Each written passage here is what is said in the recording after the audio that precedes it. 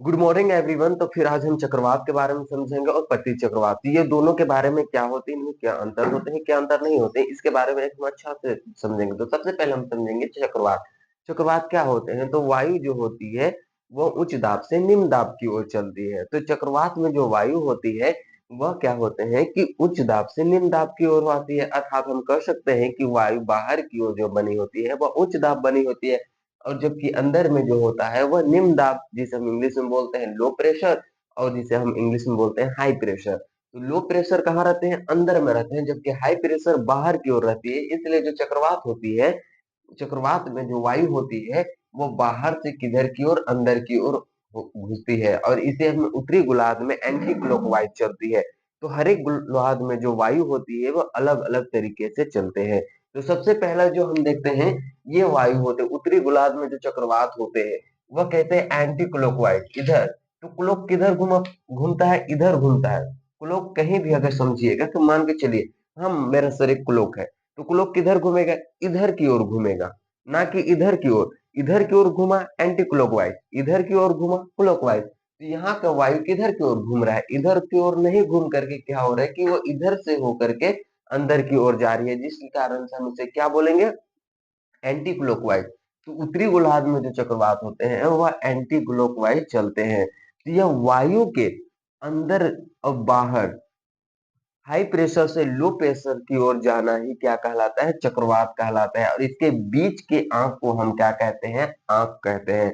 तो चक्रवात के जो बीच के जो भाग होता है, ये भाग जो होता है उसे आंक कहा जाता है, जो कि काफी शांत क्षेत्र होते हैं।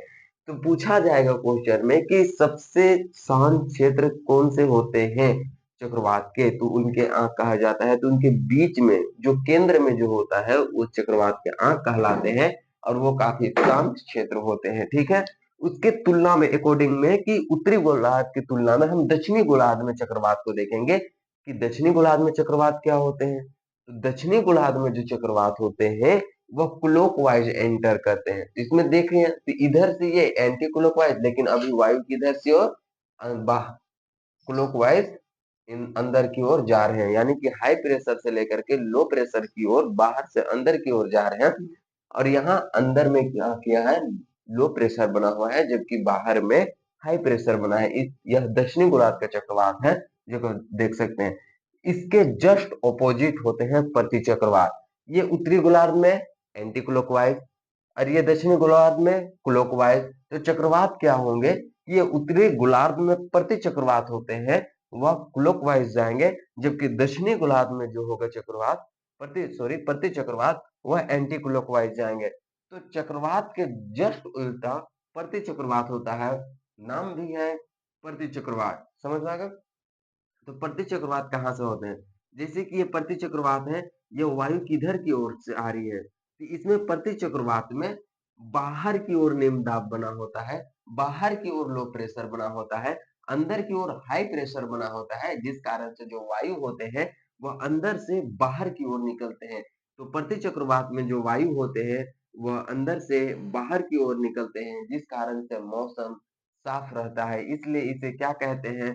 तो मौसम रहित परिघटना कहा जाता है। प्रति चक्रवात को मौसम रहित परिघटना कहा जाता है, क्योंकि इसके चलने से मौसम एकदम साफ रहते हैं। तो वायु किधर से चलती है? अंदर से बाहर। तो हम हमेशा बताते हैं कि वायु जो चलती है वह उच्च दाब से निम्न दाब की ओर। तो हाई प्रेशर उच्च दाब बीच में है, और बाहर में लो प्रेशर निम्न दाब बना हुआ है, जिस कारण से वायु जो होगी अब अंदर से बाहर की ओर चलेगी, जिसे ही हम क्या कहते हैं? प्रति चक्रवात कहा जाता है, जो कि क्लॉकवाइज चलते हैं। ये कहाँ चलते हैं? उत्तरी गोलार्ध में। तो देखिए इसमें कितना डिफरेंट है कि उत्तरी गोलार्ध दोनों है। चक्रवात उत्तरी गोलार्ध एंटी क्लॉकवाइज, प्रति चक्रवात उत्तरी गोलार्ध क्लॉकवाइज, चक्रवात दक्षिणी गोलार्ध क्लॉकवाइज, जबकि प्रति चक्रवात दक्षिणी गोलार्ध एंटी क्लॉकवाइज। तो इस तरह से चलते हैं। अब यहाँ पे वायु जो होगी वो अंदर में हाई प्रेशर बना हुआ है और बाहर की ओर लो प्रेशर हुआ है, लेकिन यहाँ की वायु कैसे घूमेगी? तो वायु घूमेगी एंटी क्लॉकवाइज होके, वायु अंदर की ओर प्रवेश करेगी। इस डायरेक्शन से कैसे? अंदर की ओर वायु प्रवेश करेगी, जिसे ही हम क्या कहते हैं? प्रति चक्रवात कहा जाता है। चक्रवात और प्रतिचक्रवात ये दोनों के बारे में समझ में आ गया। अब विश्व के कुछ प्रमुख चक्रवातों के बारे में समझेंगे। सबसे पहला है कि विश्व के प्रमुख चक्रवात जैसे कि टार्नेडो। टार्नेडो जो है वह एक कीट के समान आता है जो कि यूएसए में आता है। सर्वाधिक टार्नेडो कहाँ देखने को मिलते हैं? यूएसए में, जो कि एक कीट के समान होता है। कीट के समान कैसे? जबकि अब हमने अलाउद्दीन काफी देखे हैं, तो वह जिन कैसे होता है कि ऐसे घूम के ऊपर की ओर जाता है, ऐसे ऐसे ऐसे घूम के जाता है। ये तो कहीं आप घर साइड भी देखे हैं या तो कहीं पे जाते हैं तो लगता है कि आंधी तूफान आता है तो ऐसा गोल गोल जैसे कि बवंडर उठ रहा है, तो वह होता है क्या? टार्नेडो। जैसे कि हम बोल सकते हैं कि इस डायरेक्शन से अब देखें कि इस डायरेक्शन से ही क्या होते हैं कि कहीं भी आप तूफान या तो आंधी उठने को देखते हैं, तो इसी को ही हम क्या कहते हैं? इसी को हम कहते हैं टार्नेडो चक्रवात, जो कि कहाँ पे आता है? यह यूएसए, संयुक्त राज्य अमेरिका में इस चक्रवात को टार्नेडो कहा जाता है। जबकि कैस्पियन सागर में चक्रवात जो आते हैं उसे हरिकेन के नाम से जानते हैं। किस नाम से जाना जाता है? हरिकेन के नाम से जाना जाता है कैस्पियन सागर में। और बंगाल की खाड़ी में साइक्लोन के नाम से जाना जाता है। कैसे याद रखना है? कि चक्रवात को इंग्लिश में साइक्लोन ही कहते हैं और हमारे बंगाल की खाड़ी में भी साइक्लोन ही कह के इसे जाना जाता है। अगला जो आता है वो चीन। तो चीन में चक्रवात को किस नाम से जाना जाता है? टाइफून। टाइफून के नाम से जाना जाता है चीन में चक्रवात को। तो अलग-अलग देशों में चक्रवात को अलग-अलग नामों से जानते हैं। जैसे कि ऑस्ट्रेलिया में विली विली, बांग्लादेश में नीलम, इस तरह से चक्रवात। तो चक्रवात किसी के नाम पर भी रखा जा सकता है। चक्रवात किसी के नाम पर भी रखा जा सकता है, या तो वो देश के आधार पर भी रखा जा सकता है कि वो देश के समीप चल रही है। जैसे कि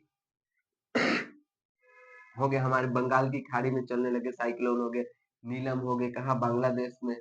वो देश के नाम पे या तो किसी व्यक्ति के नाम पर भी रखा जा सकता है। तो चक्रवात किसी के आधार पर भी रखा जा सकता है। तो ये विश्व की प्रमुख चक्रवात है, जब जो कि एग्जाम में काफी पूछे जाते हैं। और इसे पूछने के भी रीजन इसलिए है क्योंकि ये चक्रवात हमेशा चक्रवात कहीं न कहीं तो हर मौसम में उठता ही उठता है। तो यानी कि चक्रवात के बारे में आज नहीं जानेंगे तो समझो कुछ नहीं जाना। ये नहीं जाना तो कुछ नहीं समझ जाना वाला सिस्टम है। तो टॉर्नेडो कहाँ आता है? यूएसए में। और टाइफून टाइफून कहाँ आता है? तो टाइफून जो आता है वो चीन में होता है।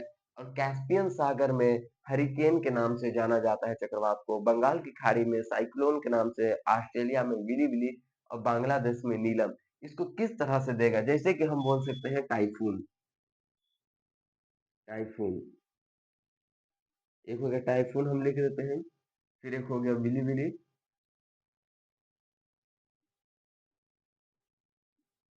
एक हम लिख सकते हैं विली विली।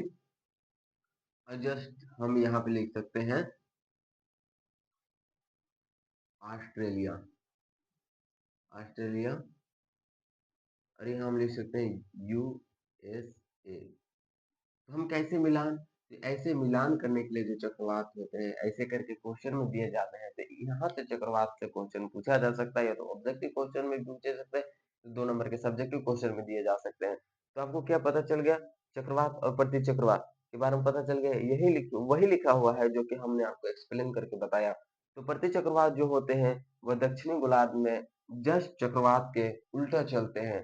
चक्रवात उत्तरी गोलार्ध में कैसा चलता है? Anti clockwise. दक्षिणी गोलार्ध में क्लॉकवाइज। तो प्रति चक्रवात जो होगा वो उत्तरी गोलार्ध में क्लॉकवाइज चलेगा, जबकि दक्षिणी गोलार्ध में एंटी क्लॉकवाइज चलेगा। प्रति चक्रवात के बीच के भाग में हाई प्रेशर बना होता है और बाहर की ओर निम्न प्रेशर बना होता है। जबकि चक्रवात में बीच में लो प्रेशर बना होता है और बाहर की ओर हाई प्रेशर बना होता है। और ये बीच के जो क्षेत्र को कहा जाता है उसे चक्रवात का आंक कहा जाता है, जो कि काफी शांत रहता है। क्या कहते हैं इसे? तो इसे चक्रवात के आंक कहते हैं, जो कि काफी शांत रहते हैं। तो क्या आपको चक्रवात के बारे में अच्छे से समझ में आ गए? तो अगला क्लास में फिर मिलेंगे। यदि वीडियो अच्छा लगा तो लाइक कीजिए, नहीं लगा तो डिसलाइक कीजिए, या आपके मन पे निर्भर करता है। तो धन्यवाद, थैंक यू। अगले बार फिर हम मिलेंगे अगला एक बेहतरीन चैप्टर और बेहतरीन टॉपिक के साथ।